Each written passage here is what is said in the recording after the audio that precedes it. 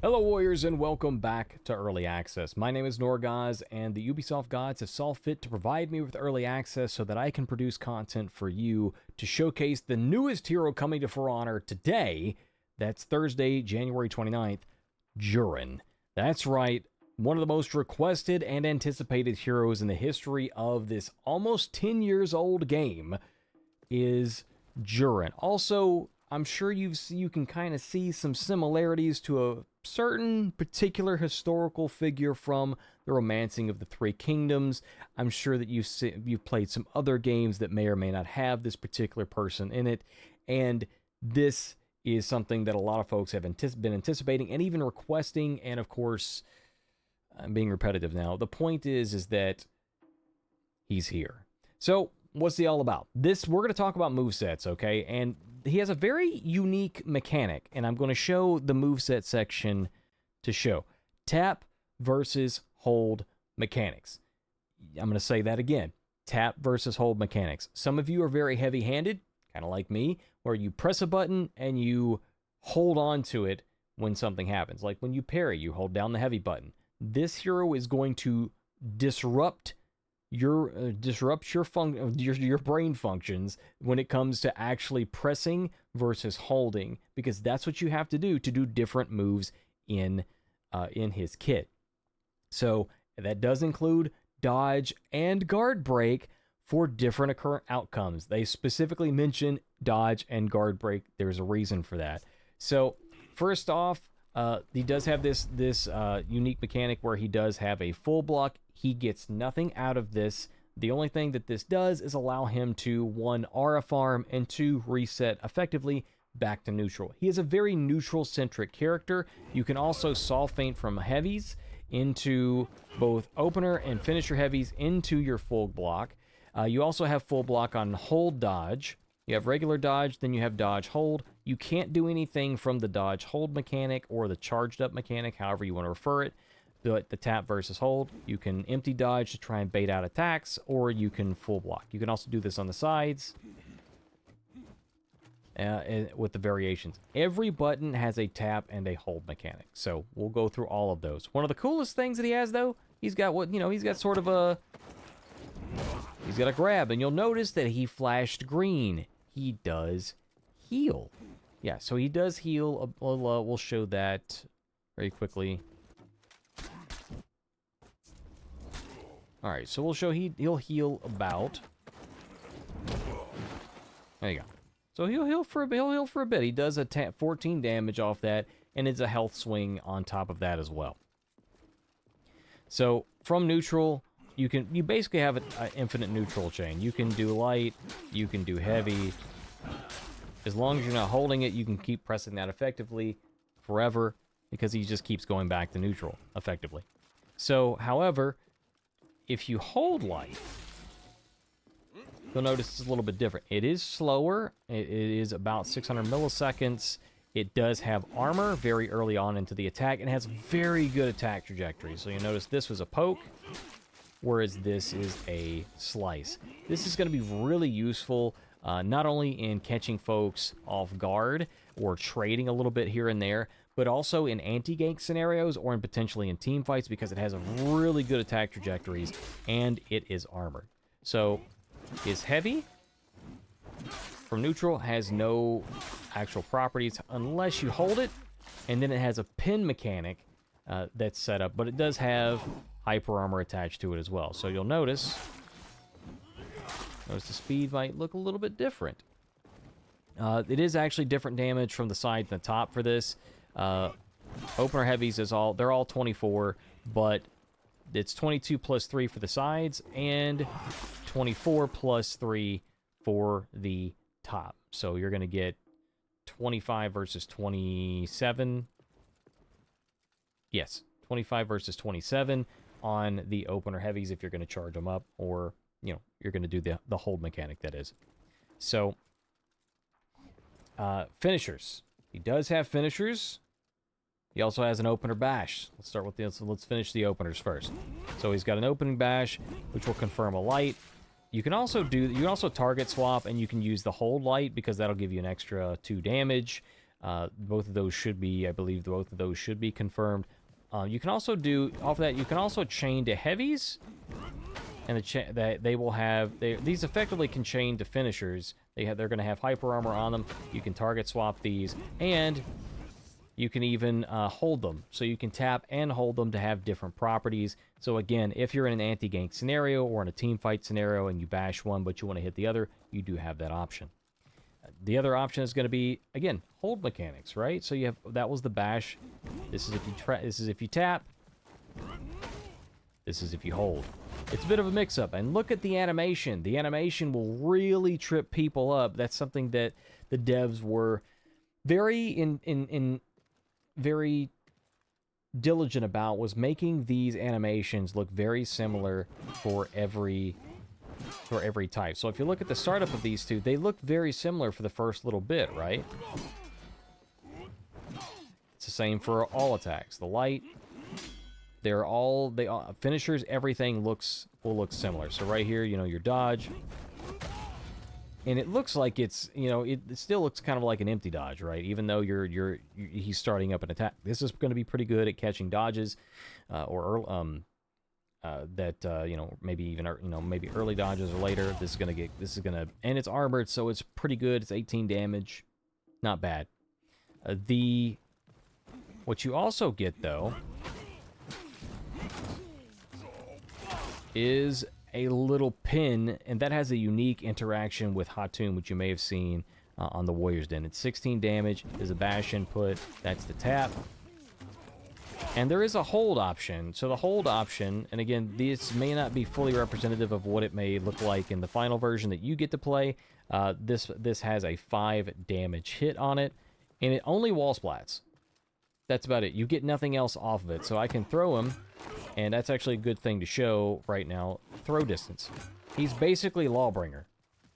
He can throw you from a very long distance away to wall splat you. It's actually surprising how far you can go. And of course, at that point, you can get a charged or, hold heavy from neutral. I don't know which of the two terminologies makes more sense to you guys. I know that some folks are saying charge, some folks are saying hold. I don't know. So I'm kind of mentioning one or the other. But yeah, if you get them up against the wall, you do get, well, it doesn't always, it doesn't always chain, so I did it wrong. I did it wrong. Mistakes were made. Yeah, so you need to, so there's a small window there where you're going to have to wait and then press it. But if you have them just, far enough away, then you can get the hold option. So the other thing that he has is a very strong neutral game. I know I've said that before, but here's why. Very low GB vulnerability, although it can be guard broken. It is possible, but it's going to be on a read. You're not reacting to that and getting a guard break. It's going to bounce off. It's 24 damage. This is the zone hold for 24, and I believe it's, 14 or 16 for regular zone? 14. 14 for regular zone. But you're probably going to be using the hold a lot. Off his dodge attacks, I did not show. So he's got dodge heavies. On all directions, they're 14. And in all directions, they can be charged up. So that one's 22. This one's 22. All three are going to be 22. However, what that means is that you can do this and then do a little bit of a mix-up, bait somebody who's just trying to react to everything and can't differentiate between the animations. You're going to snuff out a lot of attacks with that. However, the thing is that this is, once you get used to the animation, this is a free parry. You can't feint this. It is unfeintable. You can't soft feint to the full block. You can't hard feint it. You're fully committing to that attack. That is why it's in the game. I know a lot of people might have freaked out when they first saw that. That's why it's there. It does have an insanely good attack trajectory. It will actually hit people to your right and even slightly behind you. Just slightly behind you to the right. It is very, very good for hitbox-wise. So it's going to be good for anti-ganks. It's going to be good for team fights. As far as, peel, because he doesn't have a dodge light, dodge heavies are going to be a little slow. or they feel may feel a little slow. Well, he doesn't have a ton of tools. He does have for you know, for peeling outside of, you know, from far away. He does have a blue, it's a undodgeable finisher on his lights. So after you press the button, you can do dodge, or rather you can do hold versus tap on the finisher, and you can get that property. But basically, when you do that, it ends your chain. That's what happens when you're using the hold options. Is it essentially you know, finishes your chain. So end your chain here. You go back to this, but you can full block and then go back to neutral and then start pressing buttons again. Otherwise, you know, recover maybe a little bit more. So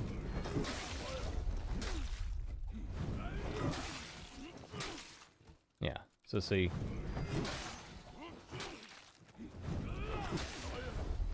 Yeah, I don't know, like, what I don't know exactly the down to the millisecond. I'm sure that that'll be frame checked a little, you know, by someone a little bit more, has a little bit more time than I do. But this is what we're gonna do. So, like, he is gonna be fun because, you know, you press some buttons, and then you go back to your stance. You know, you're gonna go, okay, well, I'm gonna do the hold heavy now. There's a lot of different things you can do with him that's actually kind of fun. I think he's an incredibly fun hero. He's got a very good kit. Very fun in pretty much all aspects. I think he's fun in duels. I've had some experience with duels. I've had some experience with fours, more so against them than on him. But either or, it's fun to play against him. You have that fear, though. He instills a bit of fear in you because he has all of his feats and dominion. And when he's low, he's not really low. Like, if he's got his tier 2 activated and he can pop a shield, it's pretty interesting. So let's talk about his feats. Let's pull up his feats. I think I've gone through everything except I didn't do punishes yet. They're going to be, you can do regular heavy, or I believe you can get the hold heavies on the sides, but you can't do it on the top. It'll be blocked. Oh, I actually told this bot not to block. But yeah, you can't get the top. Can't get the top. Yeah, you may be able to get the sides, but not the top. So those are going to be, like, you know, you're going to get a heavy, or you can go the hold heavy. I think for the, you know, for chain pressure, you're probably going to want to do this, because you can go into, you know, any number of things after your regular heavy. You can go into a finisher heavy, which has really good trajectories. Again, I don't know if I showed these finisher heavies yet, but the sides are unblockable for 28 damage, and the top is 30. I know maybe a little bit higher damage, but yeah, the top one's a little bit slower.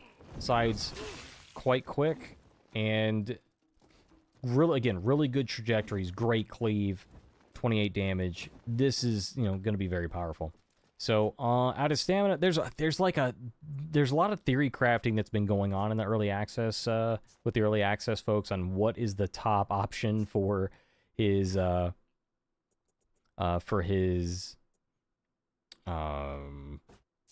kit. And from what I can see is, like, this should be safe.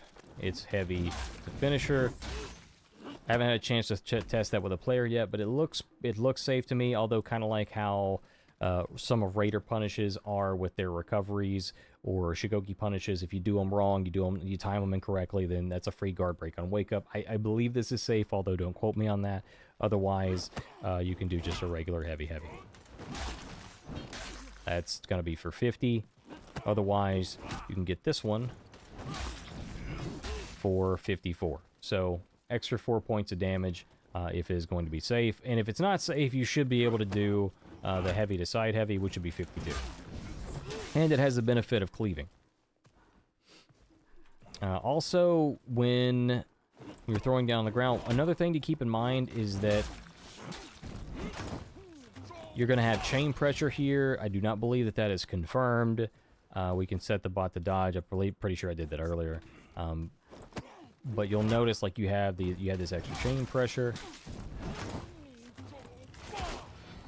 Well, you can't do it off parry.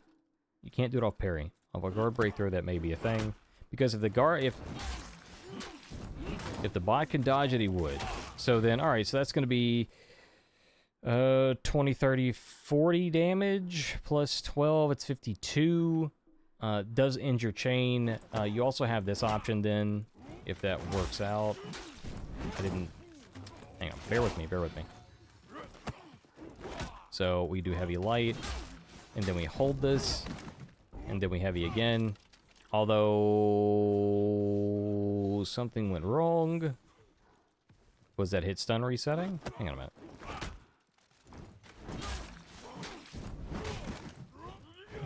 There we go.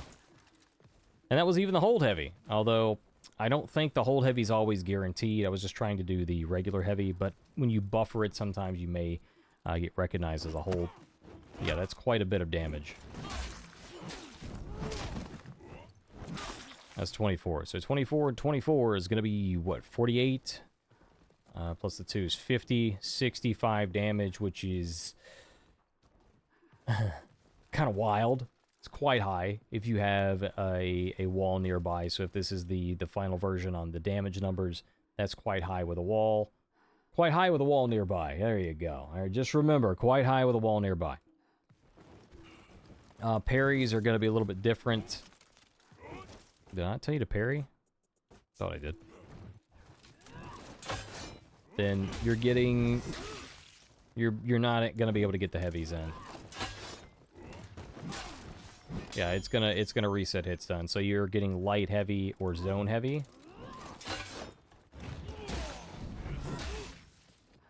See, that size is going to be, what, 14, 32, 40, 50, wait, what? I can't count. 20, 30, 42?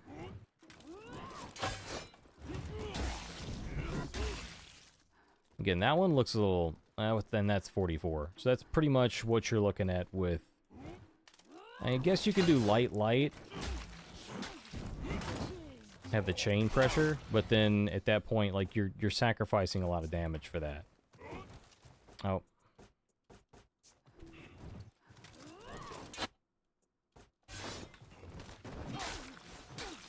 I didn't mean to, hang on. This is what messing with bots gets you.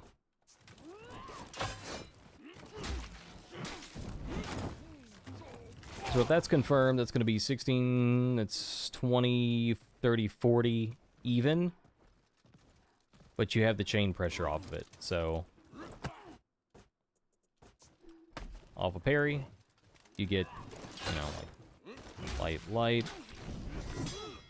And then you can throw something else. So you got, you know, and then of course you got a lot of options off of that. You can try and bash off it.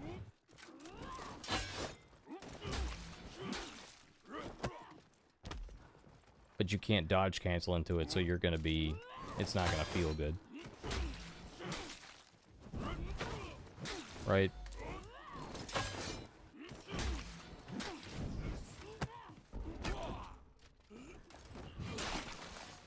There you go. Let's talk feats. I don't want this video to be that damn long. It's already almost 20 minutes. How did I get here? Alright, feats. Expendables can kill friendly soldiers to get health and stamina. It is exactly what it sounds like. No, you should not. It should not give the enemy team points. If it does, then I would probably expect a patch in the future. No friend of mine may make all allies visible on enemy's radar. Shield yourself each time a revealed ally dies. Now, this version may not be what the final version is, but as it stands, I believe this has no limit, no duration, and I would expect that in the future might be changed. We'll see how that works out. Otherwise, you know, your teammates might just, you know, launch themselves off a cliff or something to give you a shield and empower you just so you can be the last man standing. Speaking of which is the great segue to the third feat, last man standing. Get a stat bonus for each ally that's currently dead. So the damage, I also believe the damage, the defense down. This should also be giving defense down, although it doesn't list it. No friend of mine. I'm fairly certain this is supposed to have a defense down debuff on your allies, if I recall correctly. It's supposed to have, like, 30 or 40% defense down. You do get that on the God Among Men, but I believe you also get that on No Friend of Mine to some extent, just a lesser version.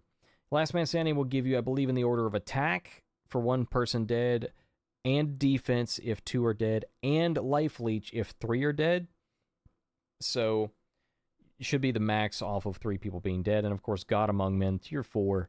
Everyone on the battlefield, everyone in the club is getting tipsy and defense down because enemies and allies alike, excluding yourself, take more damage. I believe this one's 50%. It's 40 or 50%. It's quite high. Very powerful. And if you synergize that with this, No Friend of Mine, they're marked on the, your friends are marked on the map. Everybody's got defense debuff. Hopefully your friends die so that you can get shields, and then of course you're getting buffed.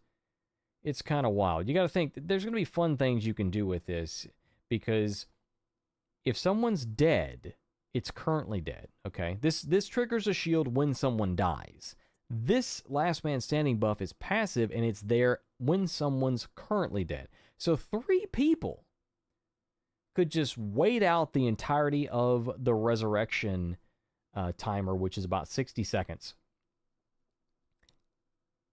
Assuming they weren't executed or whatever. Yeah, about 60 seconds. Plus the respawn, the base respawn time, and boom. You have a raid boss that's just been buffed even more. So they are very fun. He does have some alternates. Fast recovery, meh. Bounty Hunter, I know, Bounty Hunter, it's very powerful on anybody. This could be a really good alternate for Expendables. Expendables is actually really, really good. You get health and stamina back from your own minions. It's a trade-off. But if you want to go with Bounty Hunter, it's a great alternative. Might be a little much. We'll see. You've got Thick Skin for an alternate for Tier 2. And then Thrilling Comeback. Bounty Hunter and Thrilling Comeback are very, very powerful together. So right now with the current stall meta and the recent hit stun changes, and again, playing in casual matchmaking, if you will, somebody's going to feed your revenge. Either they don't know the mechanic, they don't care to know the mechanic, or whatever that happens to be. Thrilling Comeback's going to be really good for you. Last Man Standing, I really think that's going to be like your go-to. You can get Tough as Nails to raise your health. Meh. You can get some Longbow. That's the other one that I would maybe consider using if you're not planning on having your teammates dead very often and you want something a little bit more active, a little bit more hands-on. 50 damage Longbow from all screen. Still pretty powerful, and it does add pressure if somebody notices that you have it, so that is an option. But Last Man Standing is so good. It just synergizes with all of his feats really well, especially when you get 3 people dead and you got life leech. You got to imagine, like, okay, your teammates just died in mid, your teammate just died on the point with you in the team fight. Now you've got life leech, and boom, you get your life back. It's pretty powerful. You can get Arrow Storm or Regenerate for your final set. I don't know why you would need to really run either of these. Maybe Arrow Storm if you're really pressed to have something generally offensive without having to have other people dead, or not, without having to actually hurt your teammates. But this sounds terrible. This sounds like, there's greed involved here. It sounds at a glance like, why would you want to debuff your allies and your enemies? Maybe just your enemies. This is like Fear itself, but across the board, which is pretty powerful. It is, and it's everywhere. It's map wide. So very good, very powerful, and just try it. Just try it out before you freak out about it. It's not as bad as you may think. Like, oh, my allies, it's not as bad as you may think. Although there's probably someone that'll probably use some of these feats to troll with. Okay. And of course, if you're looking for fashion really quickly, we have a whole separate video on that. And it's a lot shorter than this one. Jesus Christ, where are we at? 25 minutes almost. Thank you very much to Ubisoft for providing me with early access so that I can provide content to you all to showcase Juren, the newest hero that is probably live right now by the time you've seen this video. If not, it should be later today, January 29th. Year 9, Season 4, Title Update 2. We're right around the corner from Year 10. And I'm really curious as to what Year 10 is going to bring us. What are you thinking? Let me know in the comments below as to what Year 10 is going to bring us. And how do you feel about Juren? Are you going to get him right away? Do you already have him? How do you feel about him? What are your thoughts on the moveset? Again, my name's Norgoz, and I'll see you on the battlefield.